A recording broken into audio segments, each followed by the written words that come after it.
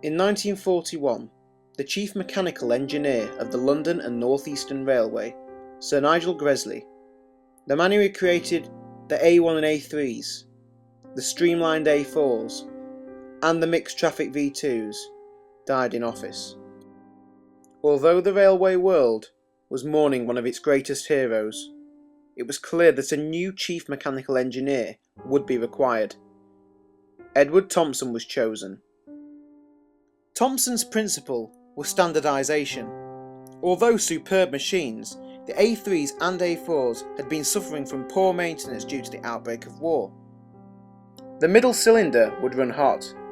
This hadn't been as much a problem before, but due to the lack of maintenance, it was becoming far more often. Thompson disliked the middle cylinder design and began work on rebuilding a number of Gresley locomotives. He began with the P2 class.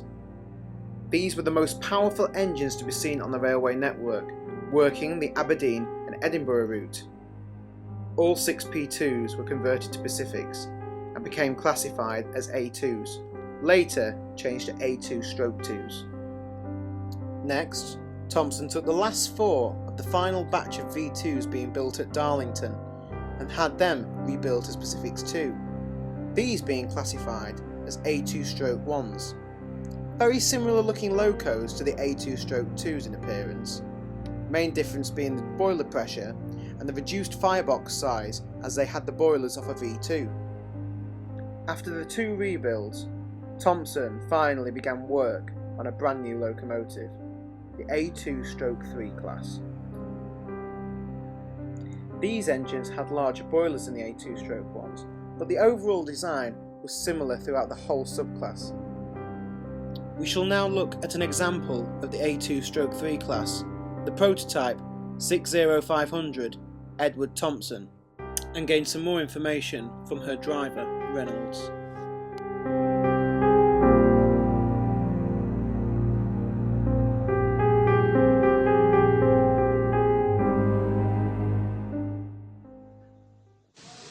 Aye, named after a creator, Edward Thompson. Now, he were a controversial fellow, having Gresley's locos rebuilt to his own design, that is. Now, if we look here at the front end, the most notable thing you'll see, which is pretty much the same on all Thompson Pacifics, is the cylinder arrangement, so far back. And that was due to Thompson's obsession, you could say, with having all connecting rods of equal length, which meant they were, so far back. And this is one of the main criticisms the enthusiasts seem to have with the engines, certainly as far as I know. But on the other hand, though, just look at a Castle or a Princess Royal. Their cylinders are far back, and nobody's objected about that. So, moving further round, one will see there's a very similar layout to a Gresley loco, despite the Thompson basic. S-shaped running plate, LNER-sided tender. Well, one of your main problems when driving is slipping. They're all the same. Terrible for slipping when starting from a station with a heavy train. You've got to be so careful when opening that regulator, so blinking careful. But they've got no trouble hauling. I mean, a mixed traffic Pacific, when I'm there at 4 in the morning with a fast freight, I've no objection to driving this old girl. Now let's see 60500 in action. Our footage begins at East Allerton, which was seen in episode 1. Here, Edward Thompson storms through with a fast-fitted freight.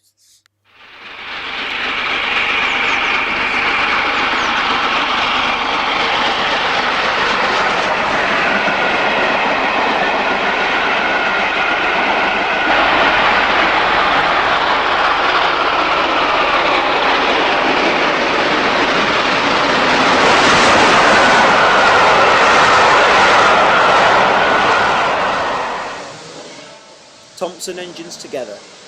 Here we have our A2 Edward Thompson alongside a B1. Thompson designed the B1 as a mixed traffic locomotive, something that was greatly missing on the LNER. They could be said to be a rival to the LMS Black 5. And now we see our A2 departing East Coast Central, northbound for Edinburgh Waverley.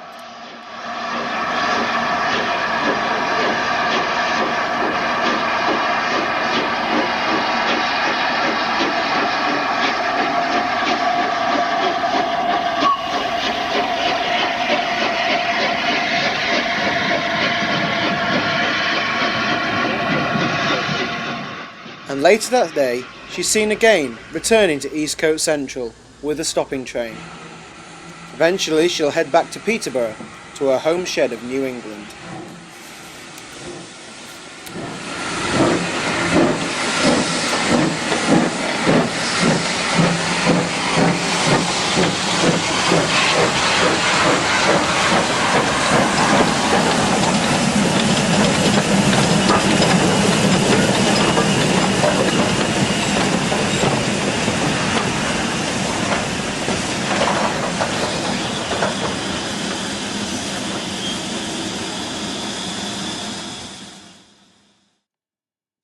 For many years, the name Thompson and Pacifics together hasn't gone down well with many people.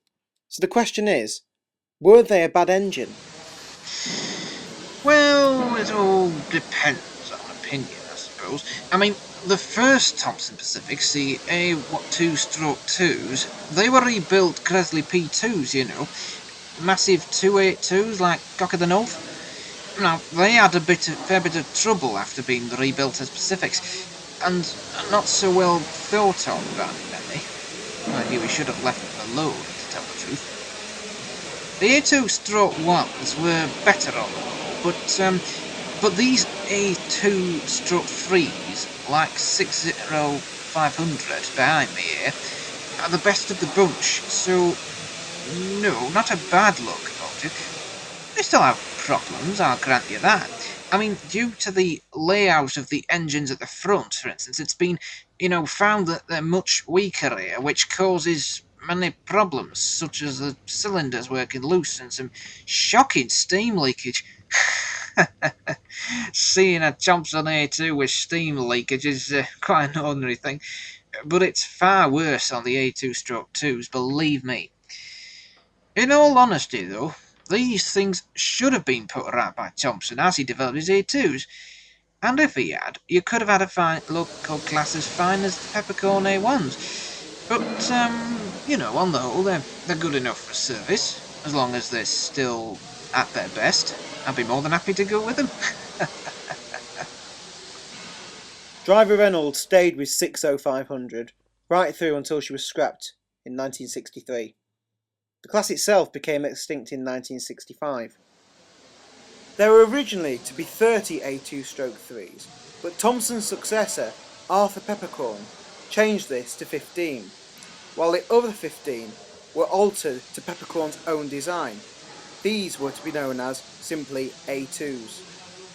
Today, we have one A2 left, which is Blue Peter.